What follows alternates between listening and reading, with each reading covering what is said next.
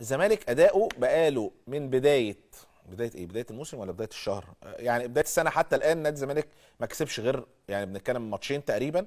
لكن من بدايه السنه نادي الزمالك اداؤه يعني ما اختلفش كتير عن كل مباراه بتشوفها لنادي الزمالك.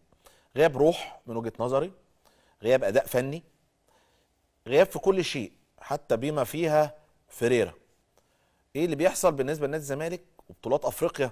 يعني خلي بالكم الزمالك بقاله نسختين بيطلع من نفس دور ال 16، دور المجموعات. دايما نادي الزمالك بيطلع بقاله نسختين. ايه الاخطاء اللي المفروض تتعلمها من النسخه اللي قبلها واللي قبلها؟ انك بداياتك لازم تبقى حلو. النهارده احنا بنتكلم بدايه الاهلي وحشه، بدايه الزمالك اوحش واوحش، من خلال ماتش هزيمه على ارضك وماتش تعادل على ارض المريخ.